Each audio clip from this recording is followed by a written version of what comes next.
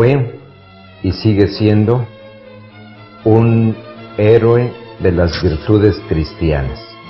Es alguien que no menoscabó ni la salud ni las propiedades. Él era pues descendiente de una familia adinerada y toda su fortuna, toda su herencia la invirtió en las cosas de Dios. Algo que siempre se le ha admirado es ese acercamiento, esa caridad para con el pobre. El padre Rafael Guízar y Valencia, en sus 3 años de servicio, no solo dio un impulso transitorio a la acción pastoral de la Iglesia en Cuba, sino que convenció vivencialmente a obispos y sacerdotes cubanos de la necesidad de evangelizar. Él tenía siempre el carisma, el entusiasmo por las misiones. Y él decía, yo soy un obispo misionero, yo no sé hacer otra cosa sino dar misiones. Se sintetiza todo en lo que llamamos caridad pastoral, porque él fue ante todo un pastor. En su pecho ardía la llama del amor de Dios que revelaba al misionero infatigable, al gigante de la caridad. Esta es la historia de aquel que ha sido declarado santo, el 5º obispo de Veracruz, de sangre latina y vocación universal, San Rafael Guízar y Valencia.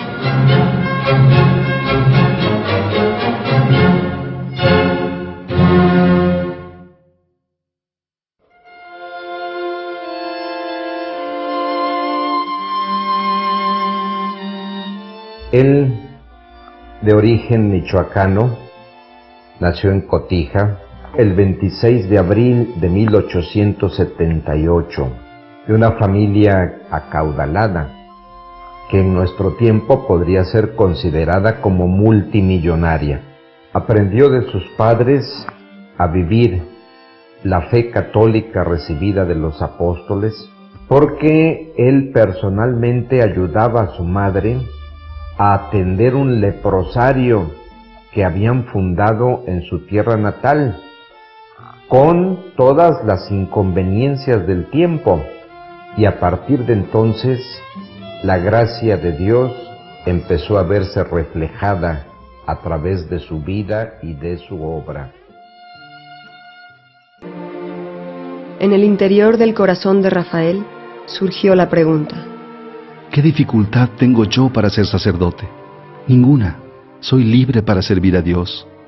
Para ese entonces, su madre había fallecido ya, pero contó con el apoyo incondicional de sus hermanos y, por supuesto, con el de su padre don Prudencio. En el año de 1896, emprendió la aventura de su vida, cuando ingresó al seminario de Zamora a la edad de 18 años. En su tiempo de estudiante en el seminario, se caracterizó por ser un alumno aplicado, por un alumno piadoso que con sus compañeros ejerció de una manera directa la ayuda, la solidaridad y la caridad. Lo que hacía era compartir lo que sus padres le mandaban, ya fuera en dinero, ya fuera en especie. Sin duda la caridad fue su aliada incondicional en todos sus afanes. De su interior emanaba un júbilo por el hecho de acudir al llamado del Señor y sincronizar su deseo de realización personal con el plan de vida que Dios le estaba proponiendo. Esta alegría la plasmó en sus actividades cotidianas como seminarista. Y precisamente con un grupo de compañeros suyos pasaba por los dormitorios cantando, y él se ufanaba porque con cantos a la Virgen María, con cantos a Jesús sacramentado, con cantos alegres también y propios de su tiempo, iba despertando por los pasillos en los dormitorios a todos para indicar que era hora de levantarse, asearse para ir a hacer oración a la capilla. Y le llamaba a ese grupo y a los cantos los gallos místicos. La vocación del entusiasta seminarista se desarrolló entre la diversión con sus compañeros, el férreo aprovechamiento en los estudios y la inocencia propia de la edad. Sin embargo, al concluir el curso de filosofía, sobrevino un percance que lo impactó fuertemente. Fueron de paseo a una presa que se llama del Orandino, todavía existe, cerca de Zamora. Se subió a una canoa con sus compañeros porque era día de descanso, era día de paseo de los seminaristas, y no faltó el maloso que empezó a balancear la canoa de un lado para otro para asustarlos de tal manera que se fueran al agua. Él inmediatamente advirtió: no la muevan porque si me voy al agua yo no sé nadar. Y uno de sus compañeros no le hizo caso. Se hundió sin poder salir. En sus propias palabras dijo: Creí que pronto me rescatarían, pero como pasaba el tiempo, pensé que me moriría y sentí mucho miedo. Me encomendé con todo fervor a la Virgen María. Recé el acto de contrición que me dejó el alma tranquila y perdí el conocimiento. Tardaron en encontrarlo. Un padre, que era el espiritual, que era buen nadador, fue el que lo rescató. Ese accidente le causó una tuberculosis pulmonar muy fuerte y provocó algo que estuvo a punto de acabar con su vida. Eso lo marcó mucho, porque el haber salido con vida de ese accidente fue para él un signo de Dios de que lo quería precisamente para el sacerdocio. Con la mayor certeza, Rafael se enfocó en terminar sus estudios de teología.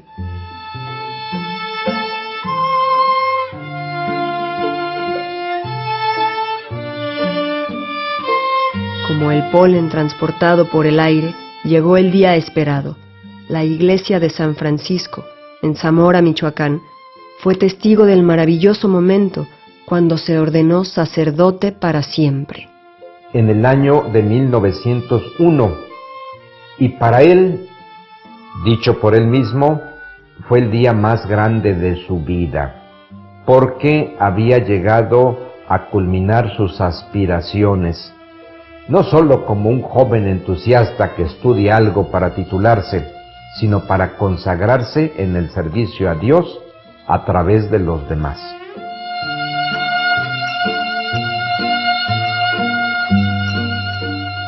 Reflexionando en las palabras de Jesús al reconocer que la mies es mucha y los operarios pocos, el entusiasta sacerdote destacó por su espíritu de servicio en los quehaceres pastorales, con el beneplácito de su prelado. Su obispo, el señor Cázares, cuando San Rafael Guízar es recientemente ordenado, lo nombra profesor y espiritual del seminario de Zamora. Hago una anotación: se ordenó a los 23 años de edad y también a esa edad lo nombra canónigo de la Catedral de Zamora, porque era un sacerdote virtuoso.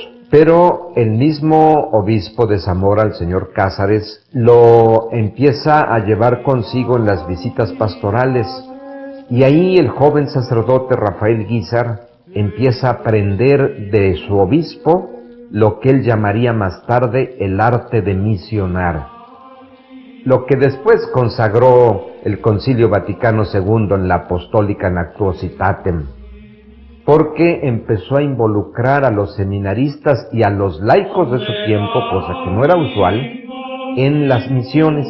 Tal era su entusiasmo por las misiones que el Papa León XIII le confirió el título de misionero con facultades muy amplias. Como misionero apostólico, el padre Rafael Guízar y Valencia comprendió que el agente eclesiástico debe ser más activo, salir, anunciar y trabajar por el reino.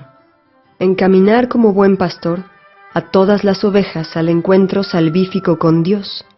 En este sentido, descubrió otra faceta de su vocación que jugaría un papel determinante a lo largo de su ministerio sacerdotal y episcopal.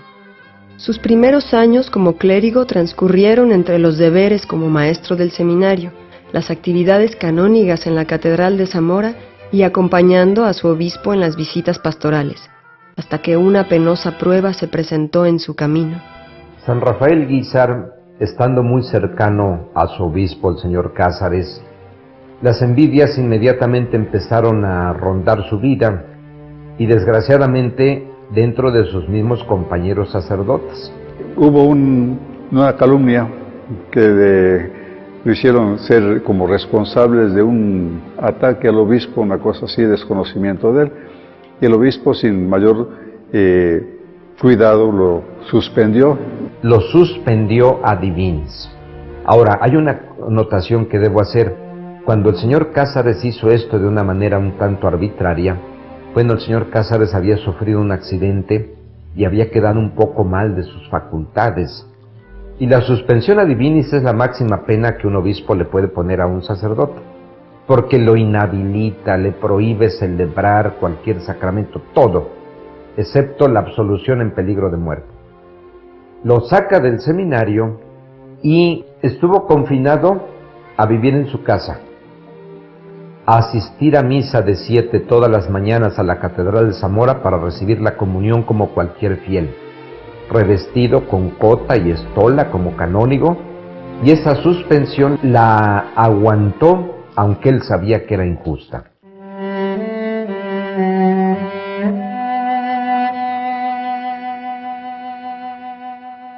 Sintió que todo lo tenía. Sin embargo, en el año de 1907 exclamó: Todo lo he perdido. Pero asintiendo desde lo profundo de su corazón, con una santa actitud, declaró: El Señor me lo dio, el Señor me lo quitó. Bendito sea su nombre.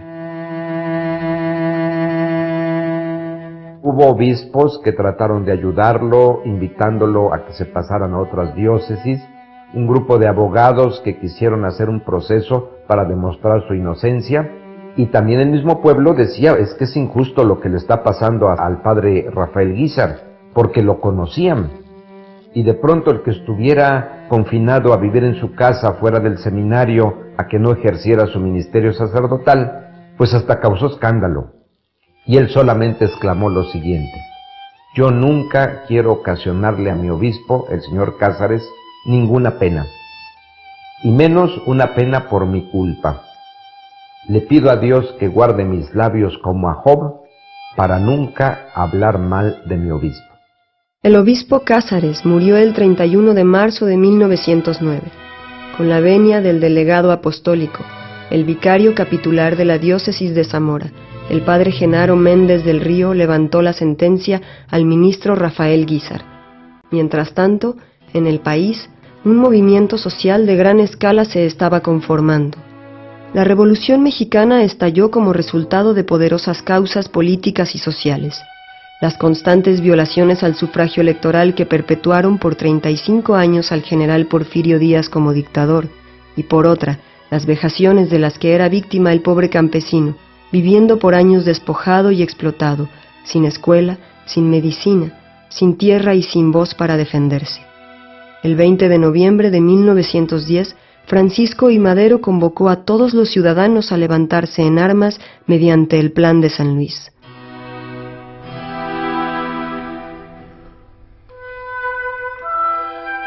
Durante este tiempo de convulsión, el arzobispo de México, José Mora y del Río, con la aprobación de su obispo José Otón Núñez, al San Rafael Guízar y Valencia, le encomendaron recaudar fondos para el diario católico La Nación. Desde entonces los revolucionarios lo ficharon en su lista negra por colaborar con un medio que apoyaba al partido católico, y tras el constante acecho de los insurgentes, decidió salir de Michoacán. Y se traslada a la Ciudad de México, y allí se dedica a atender a los caídos por las balas en la Revolución. Tenía esta técnica: se disfrazaba de vendedor de baratijas para que no lo identificaran como sacerdote. Cuando llegaban a comprarle peines, espejos, baratijas, le ponía un precio muy alto para no vender nada, de tal manera que siempre llevara eso y eso lo escudara ante quienes podían reconocerlo como sacerdote. Pero siempre llevaba consigo un relicario con hostias consagradas y llevaba un crucifijo pequeño que ahora está en su museo. 2 militares rebeldes, Félix Díaz y Bernardo Reyes, condenados a muerte por una corte marcial, encontraron clemencia en un acto de sublime bondad del presidente Madero, quien conmutó dicha condena por la cadena perpetua, sin imaginar que en su contra se maquinaba una trampa. El recién nombrado secretario de Guerra y Marina, Victoriano Huerta, habiendo entrado en tratos con otros militares sublevados, se sumó a la conspiración. El periodo en la Ciudad de México entre el 9 y 19 de febrero de 1913 es conocido como la Decena Trágica, que concluyó con el encarcelamiento y asesinato de Francisco I. Madero y del vicepresidente José María Pino Suárez. Él estuvo en la Decena Trágica, estuvo en la toma de la Ciudadela y auxiliando precisamente a los moribundos caídos por las balas. Se identificaba como sacerdote, le preguntaba, ¿eres católico? Y si la persona respondía sí, le decía, si tuvieras un sacerdote, ¿querrías confesarte, recibir los auxilios? Decía sí. Él decía, soy sacerdote, no me delates, aquí te doy la comunión a manera de viático, te doy la absolución, y muchos se le morían en el momento. Luego iba a los hospitales a donde trasladaban los heridos para confesarlos y darles la Sagrada Comunión. Su mundo se pintó de rojo ante los horrores de la masacre. Después se dirigió al estado de Morelos, donde Emiliano Zapata se había levantado en armas desde hacía 2 años para defender la causa campesina. El padre Rafael Guízar llevaba una vida errante, durmiendo muchas veces en el campo y apenas subsistiendo. Decía: los pobres caudillos no tienen capellán, zapatistas, maderistas, huertistas, carrancistas. Para mí no hay bandos. Los revolucionarios todos son hijos de Dios, muchachos buenos que creen luchar por un ideal. Como dice nuestro Señor, ¿de qué le serviría al hombre ganar el mundo entero si pierde su vida? ¿Qué le podría responder a Dios si por salvar mi vida terrena dejara morir a tantos que caen en el campo de batalla sin sacramentos? Hay un episodio donde lo descubren, lo apresan, un pelotón de soldados, y a la hora de preparar las armas y apuntar ya, cuando estaba el capitán del pelotón para dar la orden, de pronto él les dice, espérenme, quiero dejarles a ustedes pues mis pertenencias. Y llevaba justamente un reloj de oro con leontina de oro, y se le ocurre al santo la puntada de decir, se los dejo. Pero al decir se los dejo, se lo quita y lo avienta al pelotón. Dejan de apuntar, dejan las armas y se van todos sobre el reloj a pelearse como los niños cuando caen los dulces de las piñatas, encima de los dulces. Y en ese momento él pone pies en polvorosa y salva la vida de esa manera. También se disfrazó de médico homeópata, lo que le acarreó el respeto y la estimación de los soldados. En una ocasión, el propio general Zapata le pidió al doctor que dijera unas palabras con motivo de una fiesta cívica, y lo hizo con adecuada oratoria. El sentimiento anticlerical se hacía cada vez más evidente. Religiosas expulsadas de conventos, templos profanados, confesionarios quemados, prohibidos los sacramentos y cerrados los seminarios. La situación personal del padre Guízar era cada vez más difícil. Un día, en la ciudad de Puebla, visitando a su hermana religiosa teresiana, la policía lo detectó. Resulta que lo hicieron preso. Buscaban, lo señalaban como sacerdote. Y bueno, si ¿cómo demuestras que no estás? No, pues yo sé a qué te dedicas entonces. Bueno, sé tocar el canto, fue también uno de sus carismas, como dicen entre nosotros, no cantaba mal las rancheras, cantaba de todo. Y entonces ahí, a ver, cántenos, traen un acordeón y lo puso a tocar y a cantar, y canciones populares completamente. Así, después de amenizar la parranda por lugares profanos mientras los soldados bailaban y se emborrachaban, el oficial se le acercó y le dijo: ¿Tú qué cura ni qué canónigo has de ser? Eres un buen músico. Toma estos 25 pesos por tu trabajo y llévate el acordeón. Corría el año de 1915 y estos acontecimientos lo forzaron a tomar la difícil decisión de marcharse del país. Cruzó la frontera a Estados Unidos. Allá también lograron ubicarlo, por lo que se cambió el nombre a Rafael Ruiz. Después se trasladó a Guatemala por espacio de 8 meses, donde coronó una productiva estancia, uniendo en sagrado matrimonio a centenares de parejas. Posteriormente, se presentó la oportunidad de viajar a Cuba, donde su vida apostólica se moldearía exitosamente en una tierra hambrienta de Dios, tal como lo expresa el cardenal Jaime Lucas Ortega y Alamino, arzobispo de La Habana, en la conferencia impartida por él en el Ateneo Pontificio Regina Apostolorum de Roma, remembrando las andanzas de San Rafael Guízar y Valencia en el país caribeño. El padre Ruiz desembarcó en el abigarrado puerto de La Habana proveniente de Guatemala en los primeros días de enero del año 1917.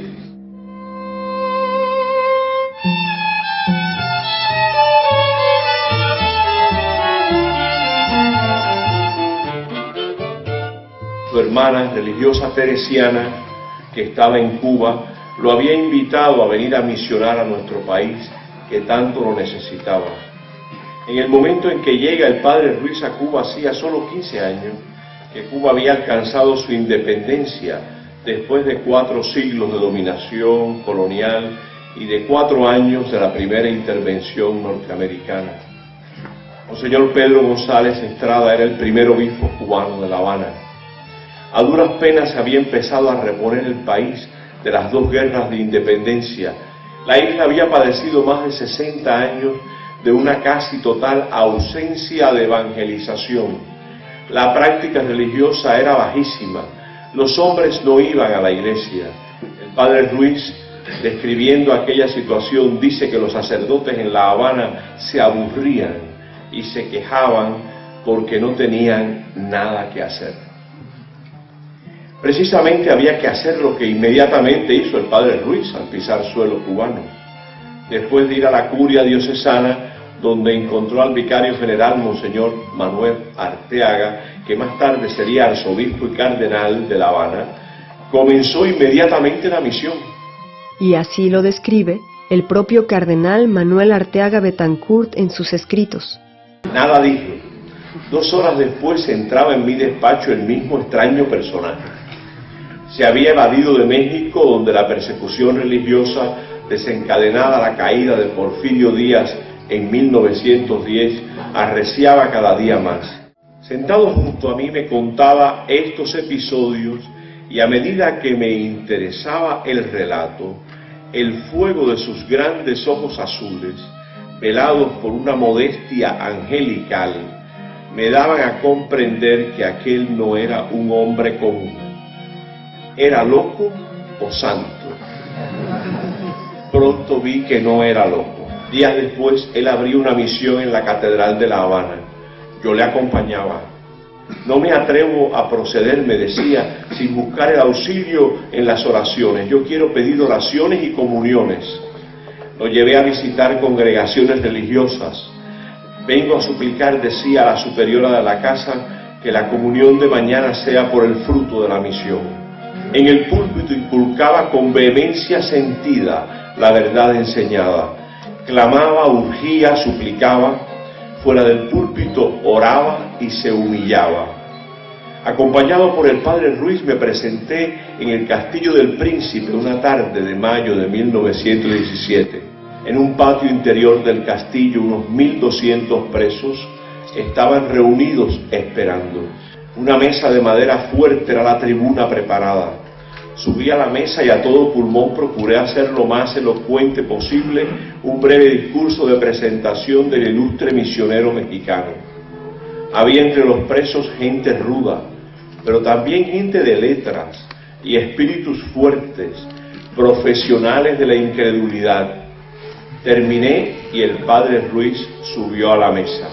Allí, sin decir agua va, les preguntó a los presos: ¿saben ustedes persinarse? Ninguno sabía.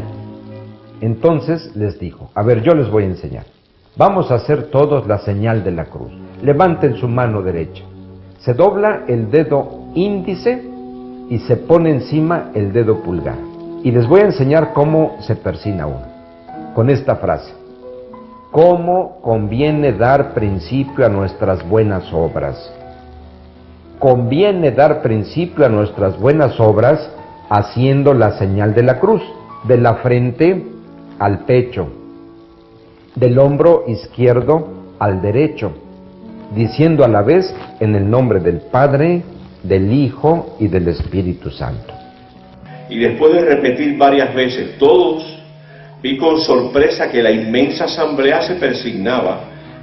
Esperábamos ahora alguna exhortación y empezó cantando: oh Virgen Santa, Madre de Dios, sois la esperanza del pecador. Y les decía una parte y les decía: ahora repítanlo, se canta así. Y lo repetían. las manos en el pecho y los ojos en el cielo. Canten todos, decía, y vi con nuevo asombro que después de breve ensayo, todos cantaban.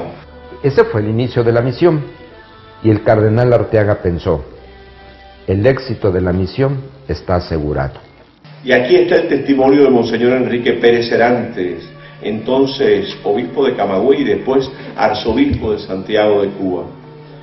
Durante las misiones, decía, misionaba todo el día, desde tocar las campanas, predicar, enseñar el catecismo, confesar, repartir invitaciones, visitar enfermos, tocaba el acordeón, ¿no?, y otros instrumentos, y cantaba.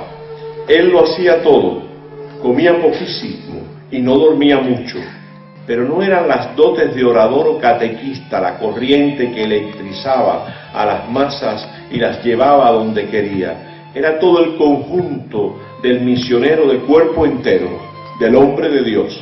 Las conversiones eran en masa, por centenares y miles recibían la confesión y comunión los que hacía tiempo vivían alejados de los sacramentos.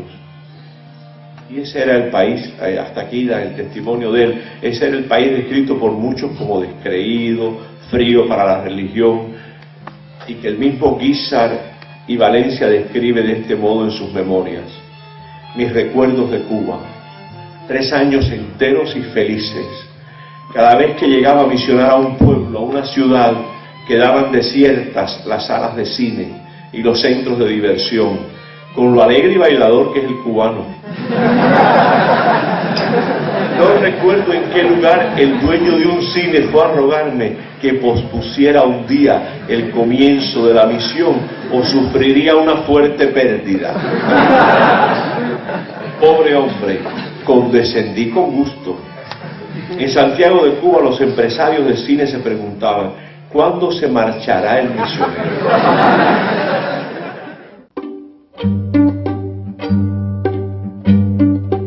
Al correr el año de 1919, una serie de acontecimientos dieron un vuelco total a la vida del hasta entonces llamado Padre Ruiz exiliado en el Caribe.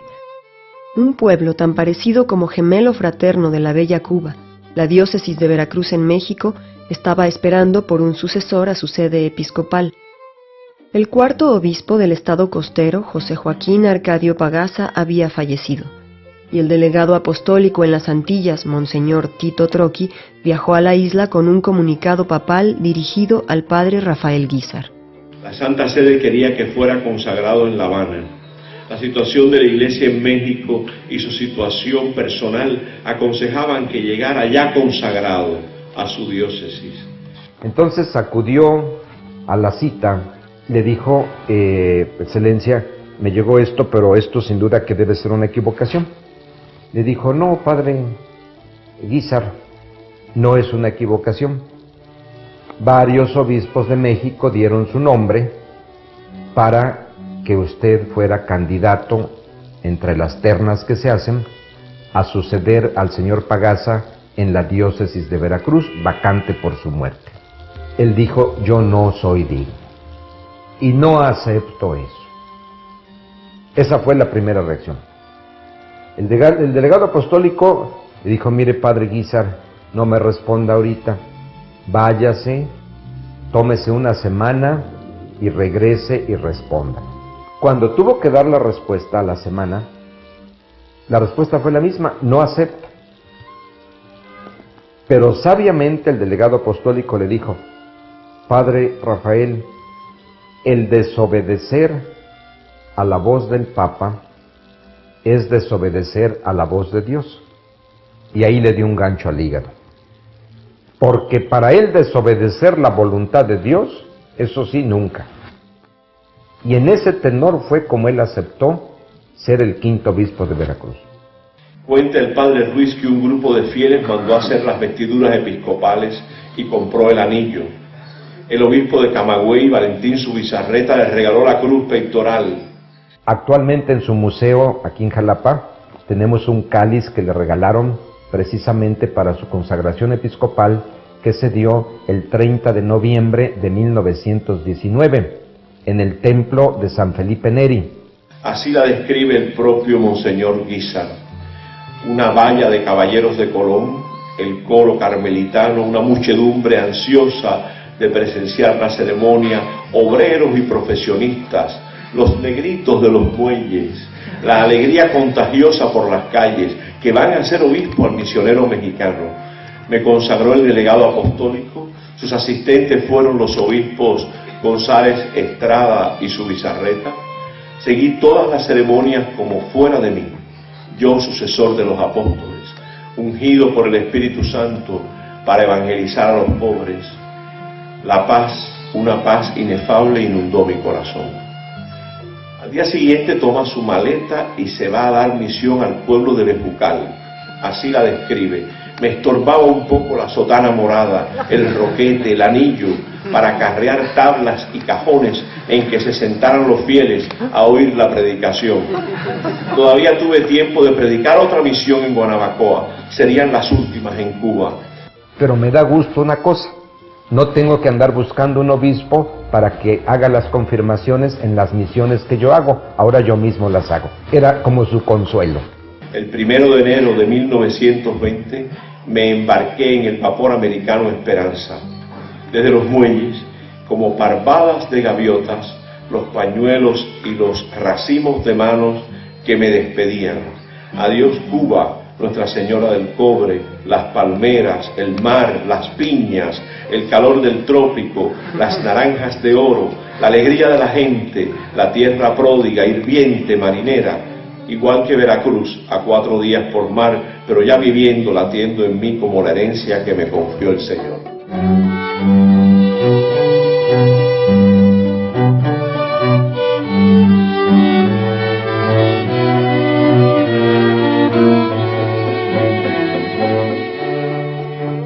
Devoto de Nuestra Señora de la Esperanza, el ahora obispo viajó como guiado por ella en el navío del mismo nombre, arribando al puerto de Veracruz como brisa en un clima de fuego, consuelo en medio del llanto. Cuando llega se topa con una triste noticia.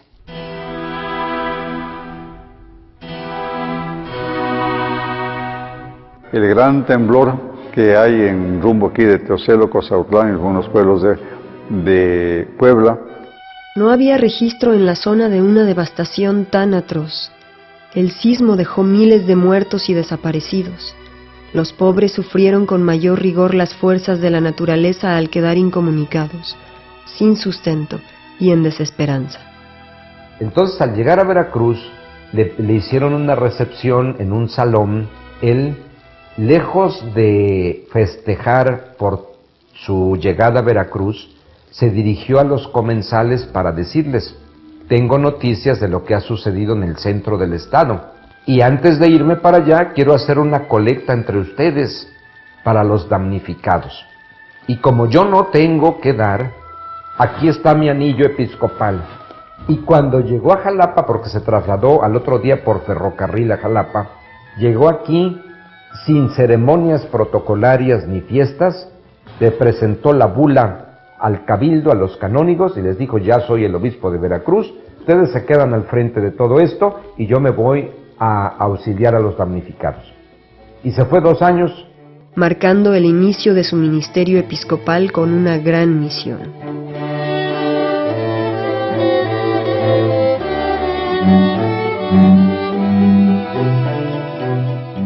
Hay que tomar en cuenta que cuando él llega, la diócesis de Veracruz era prácticamente todo el estado.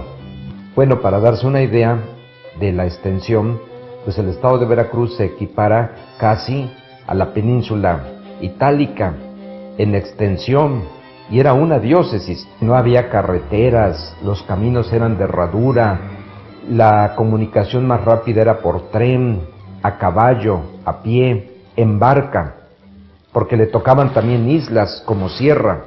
Ordinariamente su obsesión, vamos a llamarle así, apostólica, era sobre todo lo de las misiones. O sea, él le interesaba que la gente conociera a Cristo, que viviera en gracia, que se alejara del pecado.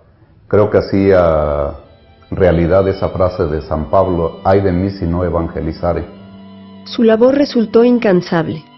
Con cada experiencia perfeccionaba su acción misionera que iniciaba siempre en nombre y presencia del Señor Jesucristo. La celebración de la Eucaristía en las misiones de San Rafael eran la pieza clave de todo su quehacer como misionero. Los frutos en sus misiones fueron visibles. La gente se convertía, logrando así su gran anhelo, salvar almas. San Rafael Guízar trataba fuertemente de imitar desde su nimiedad y con sus propios medios lo que humanamente resulta difícil de entender: Jesús, el Hijo de Dios, asesinado de la manera más espantosa en la cruz. ¿Por qué? ¿Qué lo pudo motivar para acceder a semejante martirio? La salvación de todos, creyentes o no. Él se sintió profundamente amado por Dios y lo que le interesaba era que así como él se sentía amado, los demás lo sintieran y que correspondieran a ese amor. Entonces uno ve los cantos, las oraciones que él componía, incluso sus jaculatorias eran: Jesús, yo te amo. Y por Jesús, desde luego, al Padre en el Espíritu Santo. Ese apasionamiento lo focalizó en la Sagrada Eucaristía. Después de todo, ahí está Cristo resucitado, presente bajo las formas de pan y vino, no como el símbolo de un evento ocurrido hace 2000 años y que ahora recordamos. Es un hecho maravilloso que acontece diariamente, ya no en el Gólgota, sino en los altares de cada iglesia. Una verdadera insensatez. San Rafael Guízar se refirió a tal enormidad de la siguiente manera: Jesús, al instituir el Santísimo Sacramento, estaba loco de amor. Monseñor Guízar experimentó en vida propia el milagro de amor más grande que Dios nos dio por medio de su Hijo Jesucristo, convertido en alimento no solo del cuerpo, sino del alma, para salvarnos y permanecer con nosotros hasta el fin de los tiempos. Su devoción a la Eucaristía hizo que en Veracruz se instituyeran lo que existe hasta nuestros días, las horas santas. El obispo Guízar y Valencia mantuvo especial atención en que el pueblo de Dios estuviera guiado por buenos pastores. Ya el santo había vislumbrado la ausencia y pérdida de vocaciones. Jóvenes que podrían aportar sus talentos para el bien de la humanidad, perdidos por las inequidades mundanas. Tal como Rafael Guízar atraía multitudes, él tuvo siempre presente que los consagrados, siguiendo un camino más estrecho, deben observar una condición de vida acorde y congruente con sus votos, ya que en su entrega y sacrificio estimulan a la comunidad. De una manera muy especial, se fijó en el sacerdote que por medio del sacramento del orden actúa in persona Christi. Esto significa: se conduce como Cristo mismo, nuestro Señor y sumo sacerdote ante Dios Padre. Actuar in persona Christi, sin que esto deje una huella dentro del presbítero, sería una contradicción, pues no podría ser instrumento y mediación de amor y misericordia sin convertirse él mismo en misericordia y amor. De ahí la importancia en la actividad episcopal de Monseñor Guízar para con sus clérigos, con quienes mantuvo una estrecha relación, siguiendo muy de cerca su trabajo apostólico, exigiendo de ellos solo lo mejor. San Rafael Guízar advirtió que un mal sacerdote puede perder infinidad de almas. Por eso su exigencia y ocupación para inculcar entre los presbíteros el deseo constante de querer ser santos. Para que un sacerdote sea la sal de la tierra y la luz del mundo, resulta esencial su etapa de formación. Monseñor Guízar solía decir que a un obispo le puede faltar mitra, báculo, anillo y hasta catedral, pero no le puede faltar el seminario. En 1926, el presidente Plutarco Elías Calles promovió la reglamentación del artículo 130 de la Constitución, que tenía un claro sesgo anticatólico, negando la personalidad jurídica a las iglesias, subordinándolas a fuertes controles por parte del Estado, prohibiendo la participación del clero en política y privándolos de poseer bienes raíces.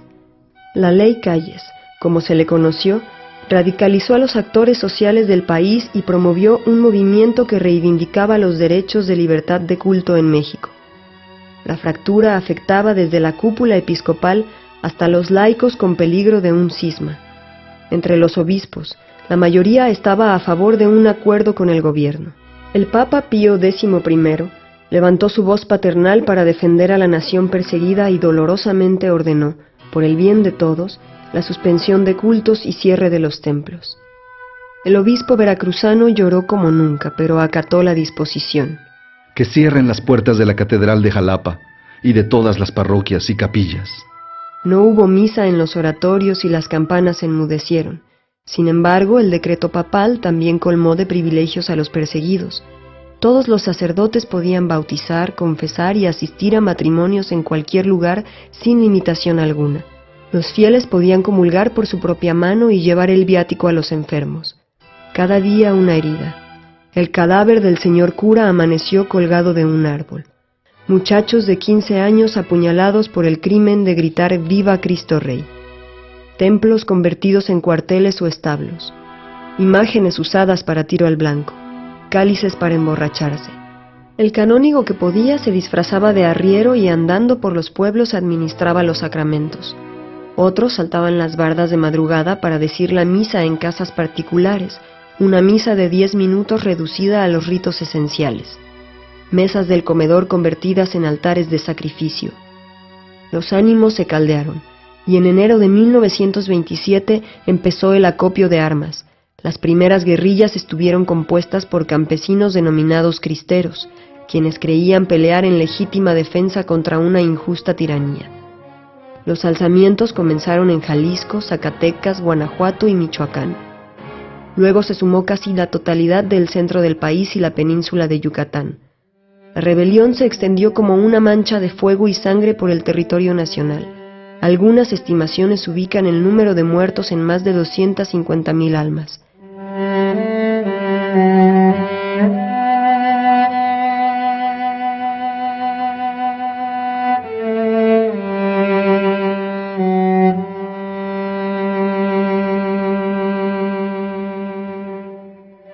El obispo Rafael pensó: ¿qué voy a hacer para salvar a mi diócesis y al seminario? Y una noche él les avisó a los alumnos: nos van a quitar el seminario. Mañana tenemos que salir. Nos vamos a México, donde alquiló 5 casas. El quinto obispo de Veracruz fue un verdadero padre con sus seminaristas.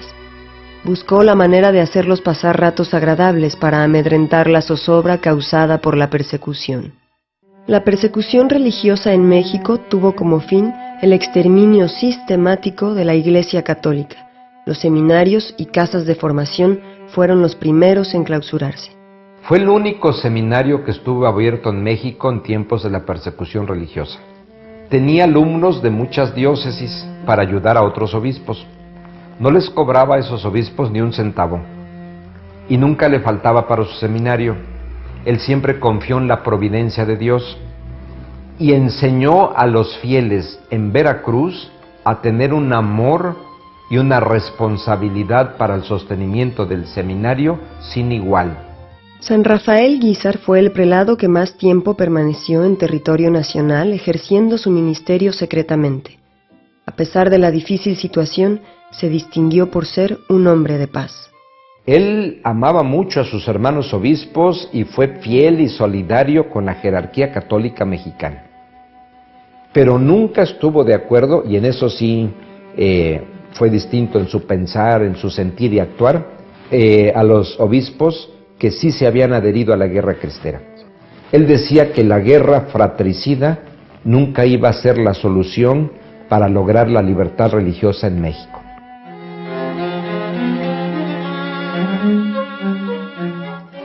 A los obispos y a los sacerdotes les esperaba cualquiera de estos 3 destinos: encierro, destierro o entierro. A salto de mata anduvo movilizando a 150 seminaristas por toda la Ciudad de México asegurando la continuidad de la Iglesia. Como el gobierno no lograba encontrarlo, aprendieron a su sobrino el padre Benjamín Guízar, y con amenazas de muerte contra sus familiares, sacerdotes y seminaristas, pidieron la entrega del señor obispo. Fue cuando con una gran pena en el corazón tomó la triste decisión de abandonar por segunda vez su patria.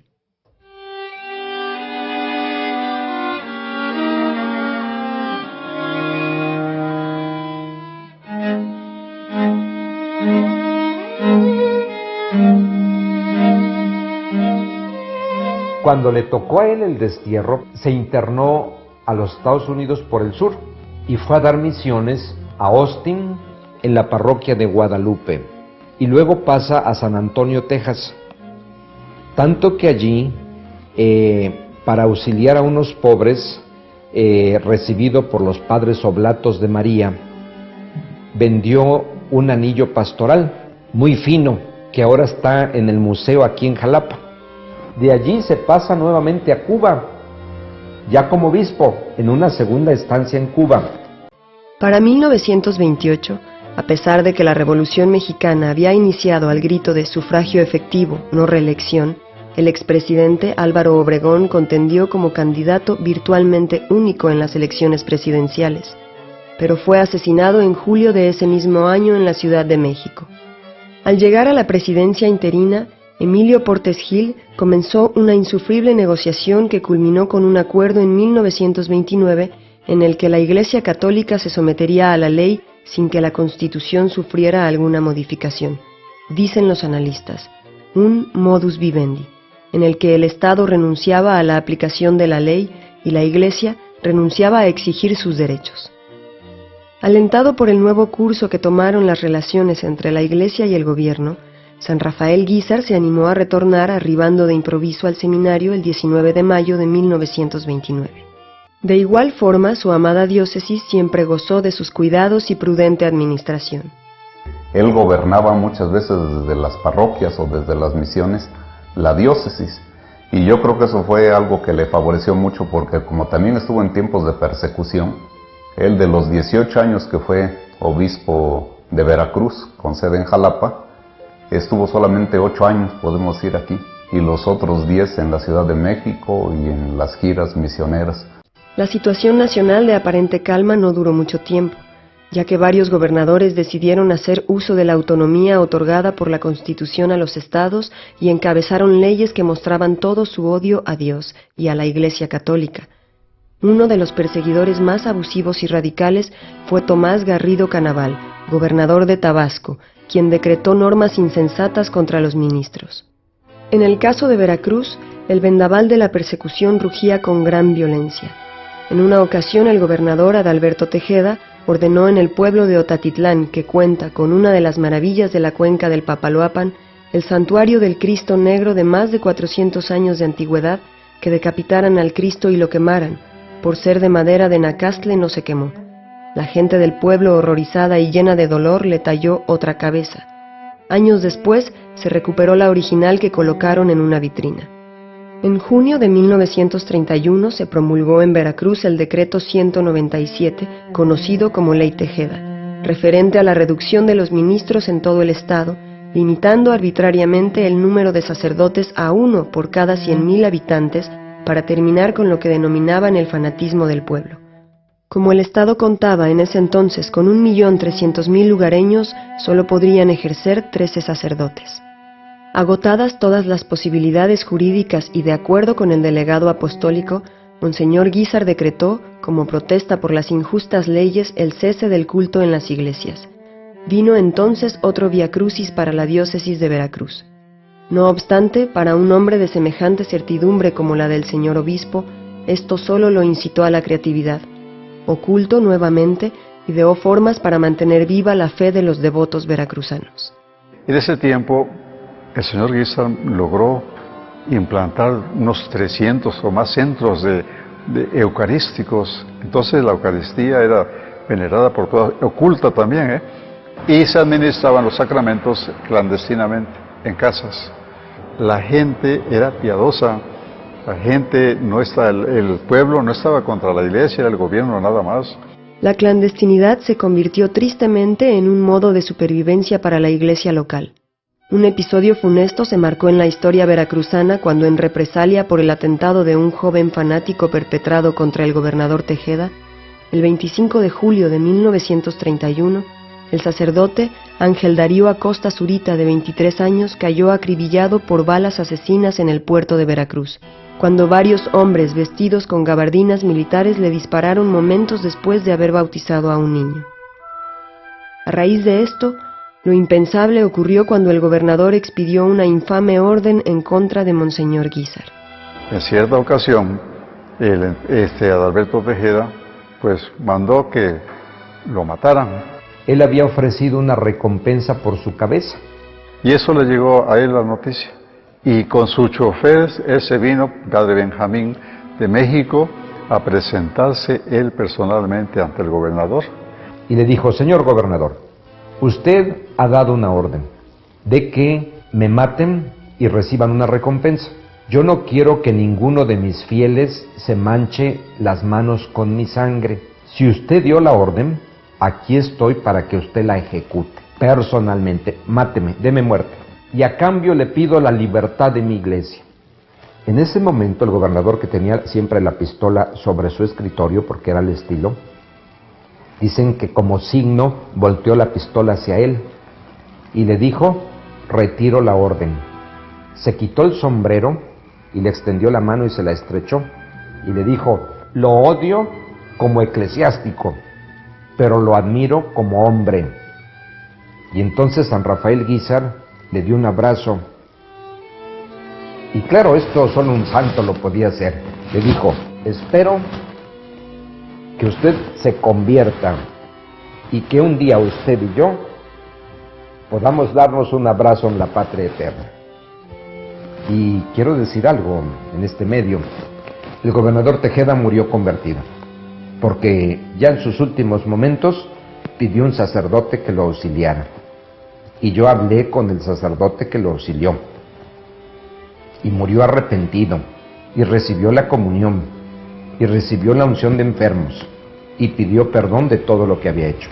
Todos estos acontecimientos forjaron la vida de San Rafael Guízar y Valencia, pero una constante que mantuvo desde pequeño y a lo largo de su caminar como sacerdote, obispo y misionero, fue su aprecio por los pobres. A pesar de haber nacido en una cuna rica, nunca fue presa de lo material. Al contrario, abrazó la pobreza como compañera de vida. Una espiritualidad evidente, que al final de sus días brilló de manera extraordinaria, como si todo él fuera una oración viviente. Mientras tanto, en su diócesis, después de años de sufrimiento, su amado rebaño saboreó por fin la dulce libertad para expresar su fe. ¡Viva Cristo Rey! ¡Viva la Virgen de Guadalupe! Se venció al mal con el bien. Entretanto, el obispo Rafael Guízar, muy enfermo, casi sin poder moverse por la flebitis aguda que padecía, se vio incapacitado para regresar a su sede. Sin embargo, el Padre amoroso no lo olvidó. Allá, refundido en la pobreza y desterrado, recibió la dulcísima noticia que por intervención de la delegación apostólica se le concedía el privilegio de celebrar sentado la misa. Bendito sea Dios, exclamó. Jesús, yo te amo con todo mi corazón. Me has concedido la dicha de poderte adorar y sostener entre mis pobres manos. Gracias, Señor. No permitas que jamás me separe de ti.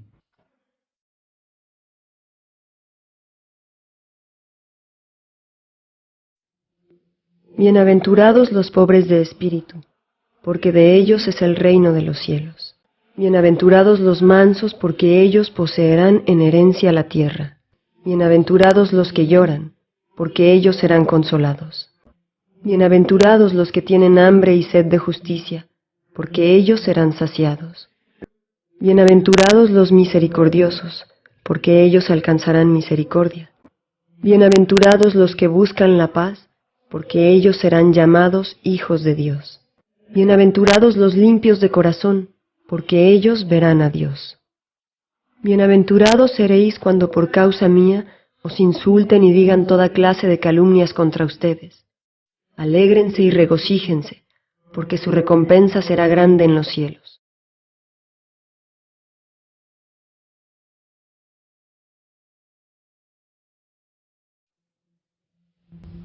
De manera inmediata que falleció, no lo pudieron pasar a la cama porque pesaba mucho.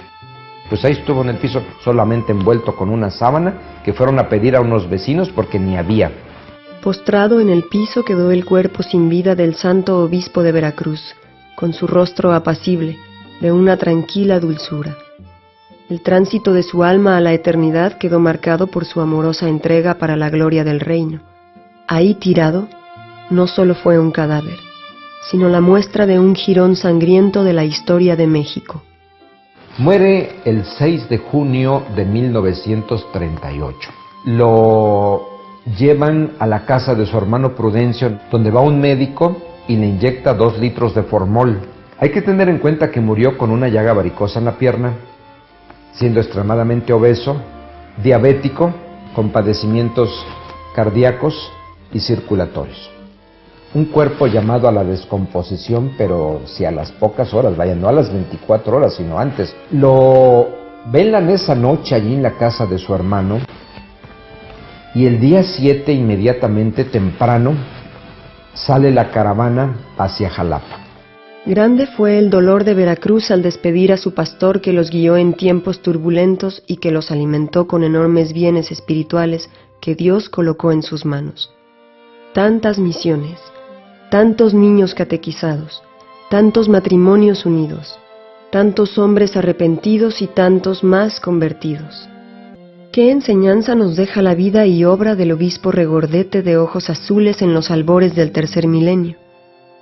Lo que sobresale a primera luz es el compromiso de vivir lo que se cree. Un verdadero encuentro con Cristo necesariamente lleva a colaborar en un apostolado. San Rafael Guízar y Valencia, pastor grueso de ojos claros, que ostentaba una decisiva e inquebrantable personalidad mexicana, guía de los revolucionarios, de cuantos transforman y no se conforman, de quienes luchan y no se amedrentan, manso y humilde como niño obsecuente, diestro para divertirse y preciso para afrontar la tribulación, loco de amor y santo por declaración, hijo de ricos y padre de infortunados, sacerdote piadoso y obispo sin formulismos, misionero andante como el héroe cervantino, pero tan vehemente y elocuente como el mismo Jesucristo, perseguido y desterrado, odiado y aclamado, solo entregó a cambio su corazón enamorado. Hombre que apreció a su prójimo no por lo que tiene, sino por su cualidad humana, que antes de juzgarlo anheló a toda costa que las almas se salvaran. Así fue la vida de Rafael Guízar y Valencia, el obispo que solía rubricar: Dios los colme de bendiciones y los llene de su santo amor.